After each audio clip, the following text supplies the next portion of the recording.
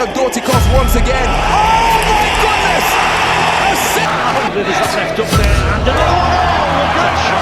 Getting ducked for Sheeta's right hand. There it is again. Third. Tahan pertama dalam karirnya. Dan hari ini, member olahraga di 47 akan merangkum kekalahan pertama petinju tak terkalahkan. Laga pertama, yakni laga di kelas berat ringan antara petinju tak terkalahkan Sergey Kovalev melawan petinju tak terkalahkan pula dan sang pemegang sabuk juara WBO, yakni Nathan Cleverly.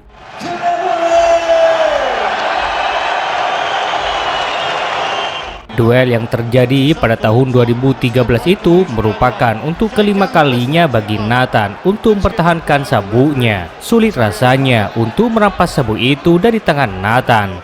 Pasalnya sudah banyak petinju top di kelasnya yang mencoba merampasnya, namun semuanya sirna di tangan Nathan. Meski berstatus jawara, namun kali ini Nathan menjadi underdog alias gak diunggulkan. Semua taruhan banyak yang menjagokan Kovalev. Dan benar saja, sejak ronde pertama dimulai, Kovalev sukses merepotkan sang jawara.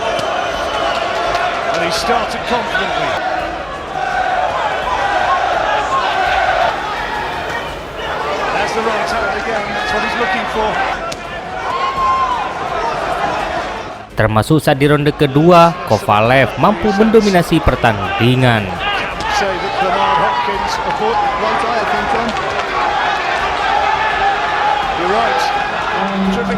Dan yang lebih parah lagi, saat di ronde ketiga, Kovalev berhasil meruntuhkan Nathan hingga 2 kali.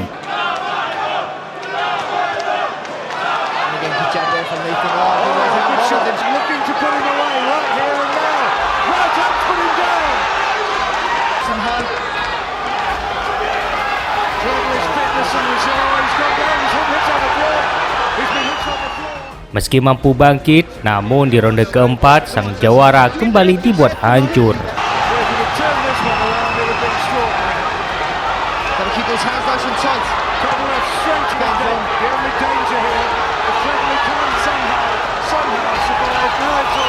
Dan ini adalah kekalahan pertama dalam karir seorang Nathan Cleverly.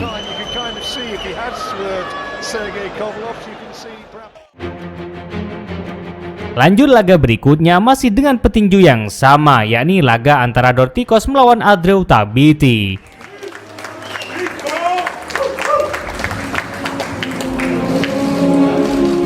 Duel yang terjadi pada tahun 2019 itu merupakan perebutan sabuk IBF yang kosong. Tabiti yang datang sebagai petinju tak terkalahkan sangat yakin jika ia bakal dengan mudah mengalahkan Dorticos. Apalagi Tabiti memiliki rekor yang sangat sempurna, 17 laga 0 kekalahan. Dan yang lebih mencengangkan lagi, Tabiti sebelumnya banyak meraih kemenangan KO juga.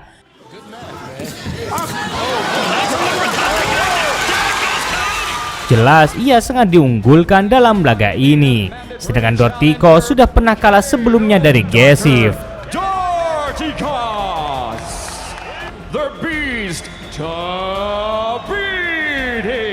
Dan benar saja di laga itu Tabiti mampu membuat Dorticos berjuang habis-habisan sepanjang ronde.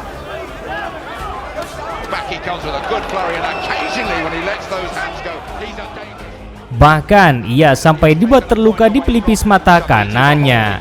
Namun apa yang terjadi? Comeback yang sempurna itu hadir saat di ronde ke-10. Sang Raja KO itu akhirnya merasakan KO untuk pertama kali dalam karirnya. Jelas semua orang tak percaya Sang Raja KO itu akhirnya kalah mengenaskan.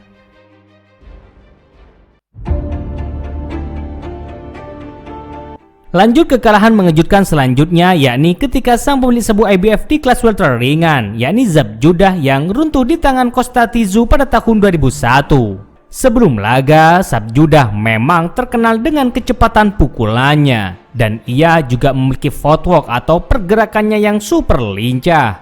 Tak heran jika ia sulit dikalahkan sebelumnya. Ketika ia berstatus pemilik sabu IBF, akhirnya ia dipertemukan dengan sang pemilik sabu WBA dan WBC, Kostya Tszyu.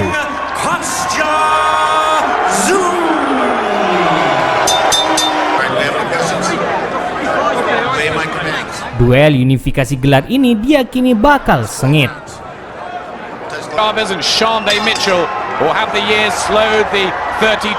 Namun apa yang terjadi? Zabjudah yang sudah berlenggak-lenggok di atas ring malah dapat dijatuhkan dengan sangat mudah oleh Tszyu.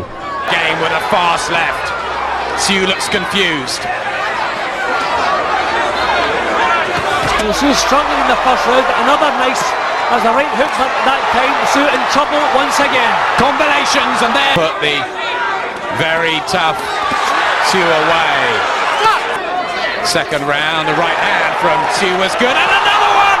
Floors Judah! He's up very quickly, but his eyes are in orbit! It's over! J.D. stopped. Dan ia dinyatakan kalah TKO di ronde kedua. Ya inilah kekalahan pertama dalam karirnya. Beruntung saja setelah ini karir Zabjudah malah jauh melambung tinggi. Mungkin duel ini jauh lebih menarik lagi, pasalnya duel ini mempertemukan dua raja tak terkalahkan di kelas penjelajah. Antara Murad Gesif, sang pemilik sabu IBF, melawan Yunil Dorticos, sang pemilik sabu WBA reguler.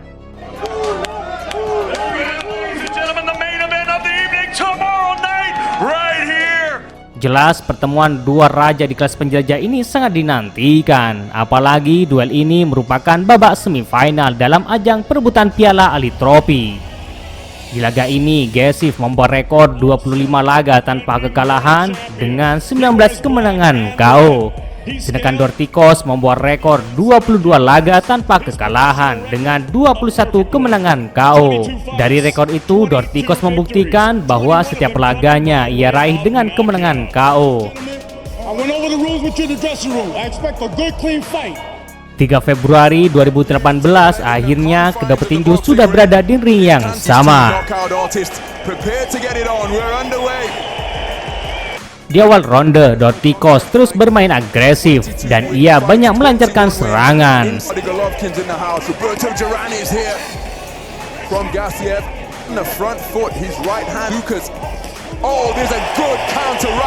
Memang di ronde-ronde awal, Dorticos tak memberi celah sedikit pun pada Gesif.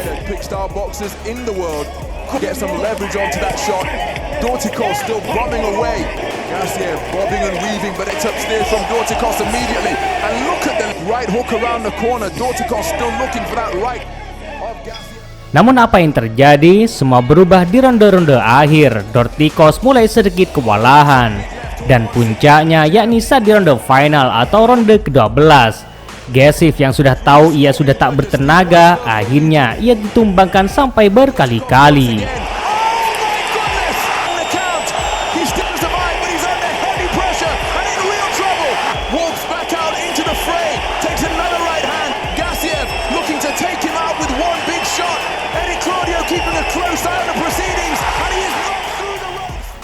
Dan ini adalah kekalahan pertama dalam karir seorang Raja KO Dorticos.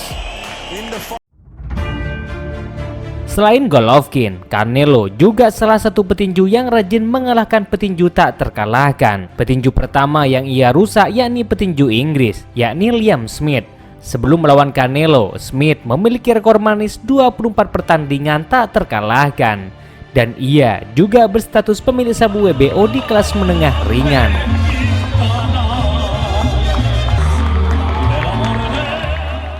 September 17, Canelo versus Smith. 17 September 2016, akhirnya keduanya sudah berada di ring yang sama, yakni di Texas, US. This fight did not include drug testing. Canelo's got a very compact, strong build. Seconds to go in the round. There's another body shot and the jab upstairs. I think he's found a shot. I think Smith. Canelo yang menjadi unggulan di laga ini terus memberi serangan berbahaya. Just look outclassed in the.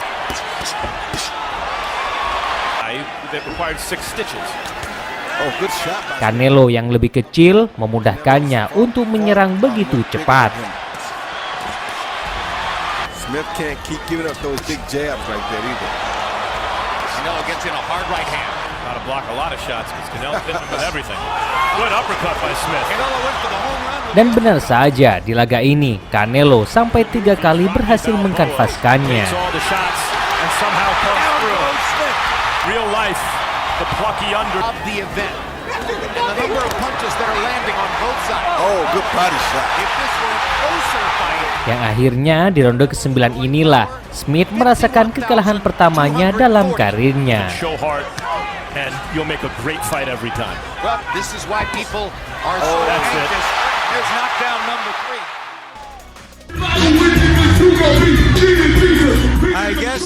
Masih di awal tahun 2000-an, kali ini terjadi di kelas welter antara sang raja dan petinju tak terkalahkan, Vernon Forrest, sang pemilik sabu WBC dan The Ring.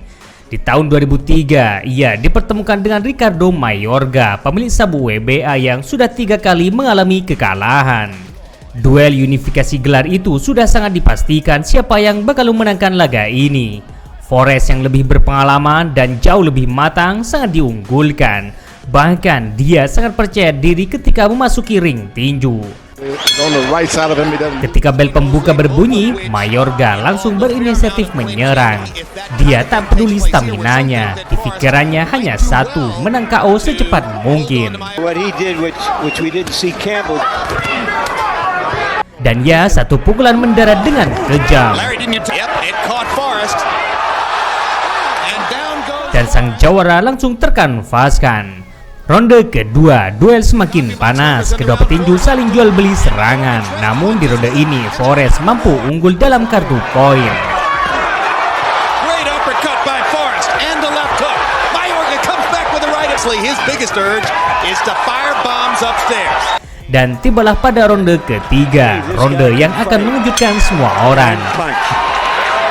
Mayorga yang terus menyerang, akhirnya pukulannya langsung membuat Forrest tumbang.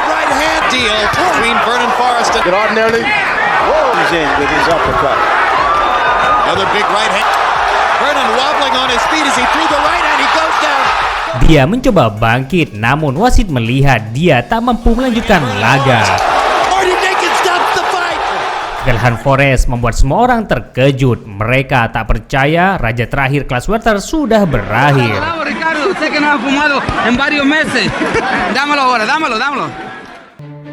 Mungkin laga ini jauh lebih mengejutkan lagi dari duel sebelumnya, yakni ketika Lennox Lewis melawan Oliver Mikel pada tahun 94. Sebelum laga, semua orang sudah yakin 100% jika Lennox yang bakal keluar sebagai pemenangnya.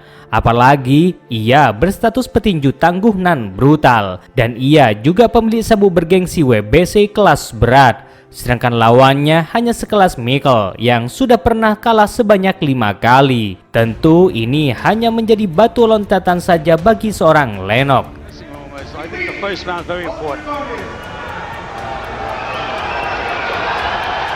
So what do you think? Advantage Lewis? That nervous energy early, Jim. Namun apa yang terjadi setelah keduanya berduel hebat, Lennox malah dibuat tak berdaya olehnya. Di ronde pertama saja, Lennox sudah dibuat tak berdaya.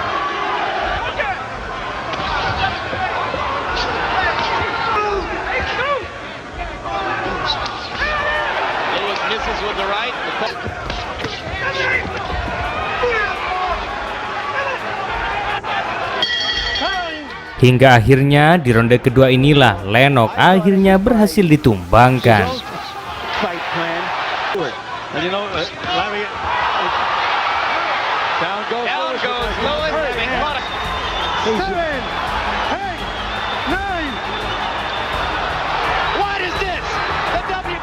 Lennox akhirnya merasakan kekalahan untuk pertama kalinya. Jelas kekalahan ini sungguh sangat menggemparkan pecinta tinju seluruh dunia.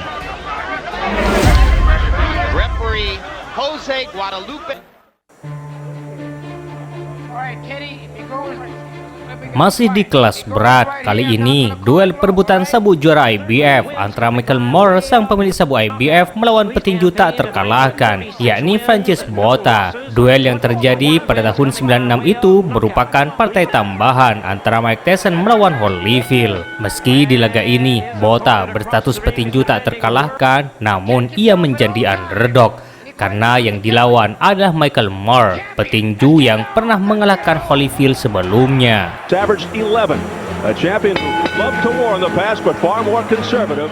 Dan benar saja, di laga ini Botha dibuat tak berdaya. Bahkan dari ronde pertama hingga ronde ke-12, Botha kalah secara mutlak. Saat di ronde ketiga, pukulan keras Moorer mampu membuat Botha sampai terhuyung-huyung.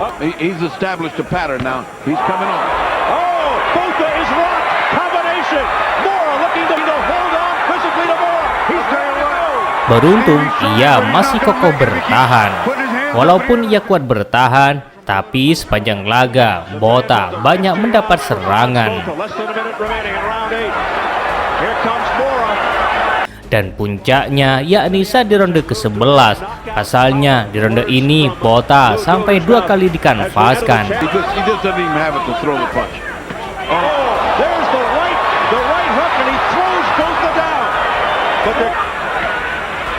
Botha is out of it.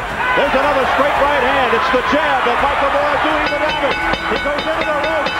He goes down. Meski mampu bangkit, namun di ronde ke-12 atau ronde terakhir, wasit memilih untuk menghentikan laga. Well, they'll touch gloves, and here we go. Botha's going to finish this round if Michael Moorer stays on track. Bill's Ray Fight's over. steps in and stops the fight.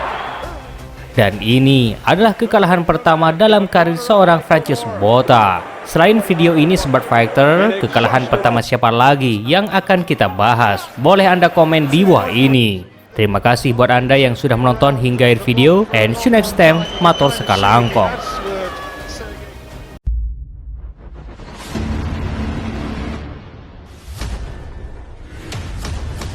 One of the most highly anticipated